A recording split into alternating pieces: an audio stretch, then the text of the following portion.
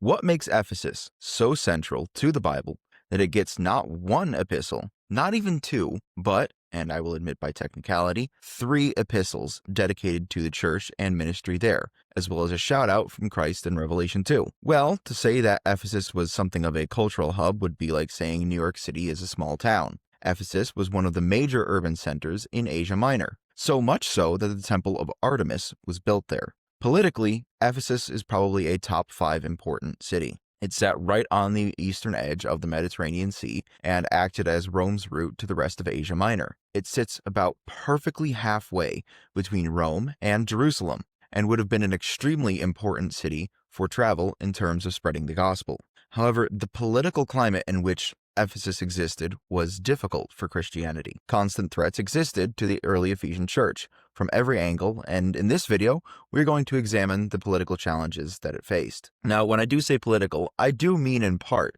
the government, but I also mean the broader culture surrounding the city as a whole. Ephesus acted as a mixing and melting pot of several different cultures, all subjugated by Rome. There was a very heavy Jewish population present in the city, at least for the surrounding area, as well as Greek influence and, of course, Roman. It also acted as a center of finance, which led to a lot of trouble for Paul in Acts 19.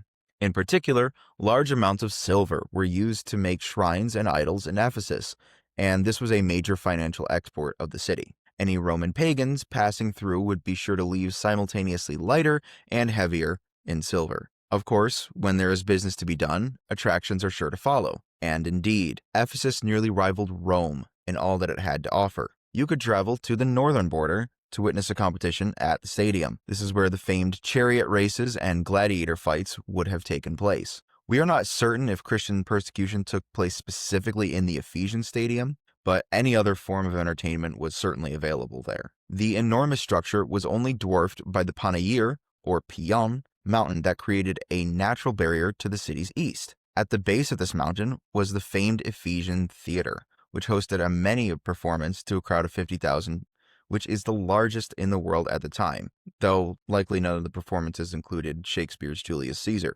Speaking of the late emperor, the Temple of the Divine Julius was built there after he was deemed a god by the Roman Senate. Kind of funny that the first century Senate is the one who deified Julius, considering that their predecessors are the ones who killed him, but I digress. If we go a little bit west, then we will find ourselves at the bathhouse and gymnasium, which acted as a school. Boys ranging from 6 to 16 years old would go there to learn and become entrenched in the broader political realities of the world. Given the economic power that Ephesus wielded, we can speculate that finances would have been a critical topic of study, although they also would have likely studied religion and philosophy. It was not only a place to sharpen the mind, but also the body, as there were several athletic centers inside the complex. While women were expressly forbidden from taking educational courses, there were certainly female athletes who trained here, as female skeletons have been dug up within the gymnasium. It must have been a very intense game of dodgeball to leave skeletons to find there. Given all that occurred within the city and how important it was, a large wall surrounded the entirety of the city,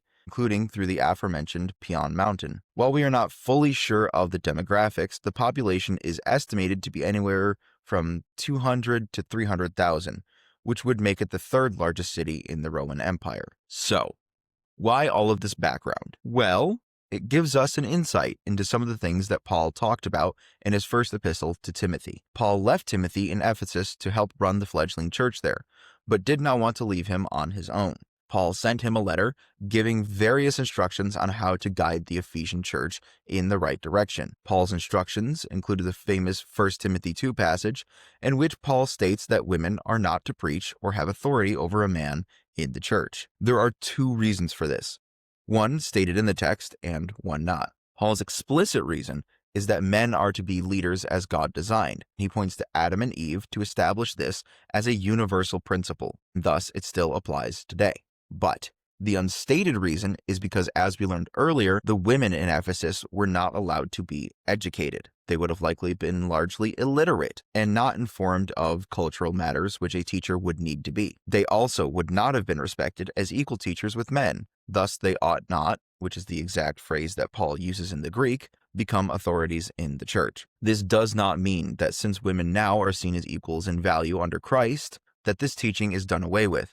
Remember, the reason given explicitly by Paul in 1 Timothy 2, and how that is still true due to the universal application. But it is important to know this information so that we can understand how radically different the gospel was to the surrounding culture, and that remains the case even to this day. If we turn to the next chapter, we can also see the requirements for being an elder that Paul provides. Given the cultural center that Ephesus was for many different worldviews and the entertainment available, it wouldn't be an overstatement to say that a lot of debauchery went on in Ephesus. Thus, Paul, in an attempt to lead the Ephesian church in a godly manner, lists the qualifications of elders in a way very contrary to how the Ephesians would have been accustomed to living. To not be promiscuous or drunk would be brand new ideas to the pagan converts, and all people would have struggled with greed given the air of finance that hung over the city. On that subject, Paul's commandment to care for those less fortunate and respect others in 1 Timothy 5 would have been world-changing. The Ephesians were so used to focusing on money, so much so that they've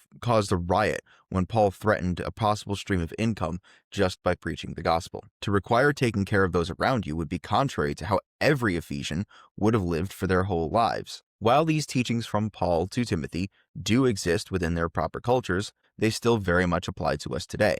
And that is the beauty of the scriptures, that in the sense of writing, they are not living, since they have been completed, but they bring life through the God who gave them. Not only do we get to look back in time and see what history was like, but we can see truth in the pages of Scripture for us today and forever, all within the Bible. Seeking truth is what the Bible tells us to do, and no matter what the cultural context that we are in is, we can rest assured knowing that the truth of God never changes.